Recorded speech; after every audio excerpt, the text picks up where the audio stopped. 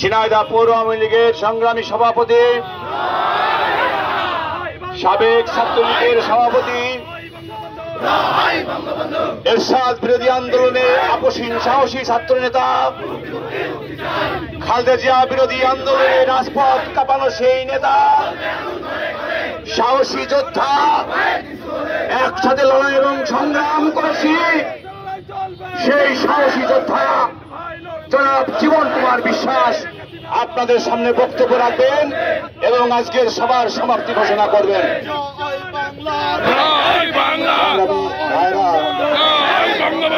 সংগ্রামী ভাইরা, গত 11 তারিখ থেকে গত 11 জুন থেকে আমাদের এই কর্মসূচি চলছে।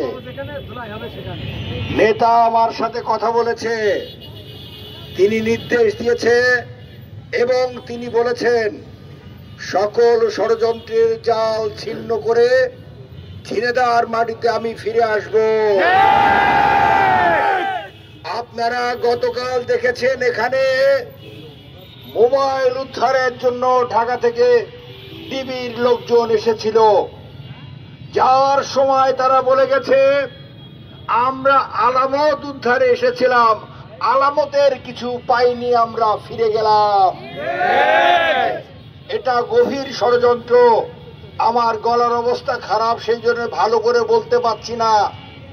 শুধু এইটুকু বলি, যারা প্রকৃত আওয়ামী লীগ, যারা ছাত্রলীগ থেকে এসেছে, যাদের বাবা এবং পরিচয়ে মুক্তিযুদ্ধের চেতনা আছে, যারা মুক্তিযুদ্ধে অংশগ্রহণ করেছে, যারা আওয়ামী লীগের জন্য জীবন যৌবন উৎসর্গ করেছে, যারা আওয়ামী লীগের রক্ত দিয়ে গড়ে উঠেছে, যারা আওয়ামী লীগকে প্রতিষ্ঠিত করতে চায়, যারা বঙ্গবন্ধু হত্যার বিচারের জন্য রাজপথ অবরোধ করেছে, সেই মানুষগুলোকে, সেই চেতনার মানুষগুলোকে আজকে অপশক্তিরা ধ্বংস করতে চায়।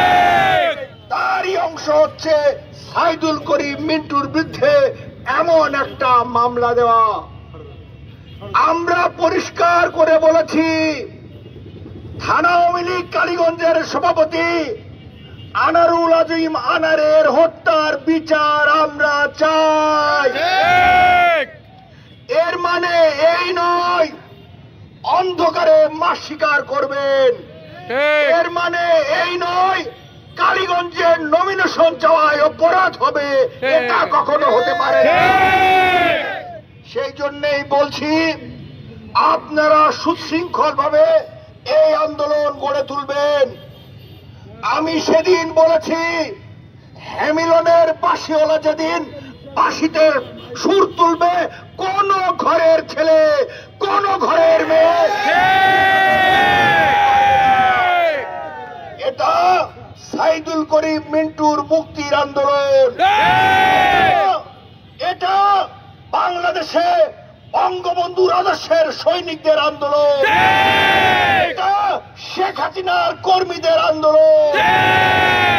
যারা মনে করেছে টাকা দিয়ে আন্দোলনকে স্তব্ধ করে দেবে, যারা মনে করেছে পয়সা দিয়ে মিন্টুর বিরুদ্ধে ষড়যন্ত্র করবে, এই সকল ষড়যন্ত্রকারীদের সকল ষড়যন্ত্রকে ছিন্ন বিচ্ছিন্ন করে আমরা রাজপথ দখল করব।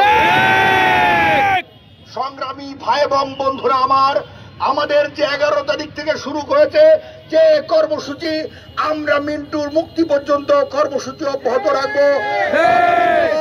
আগামীকাল আমাদের কর্মসূচি যথাসময়ে শুরু হবে।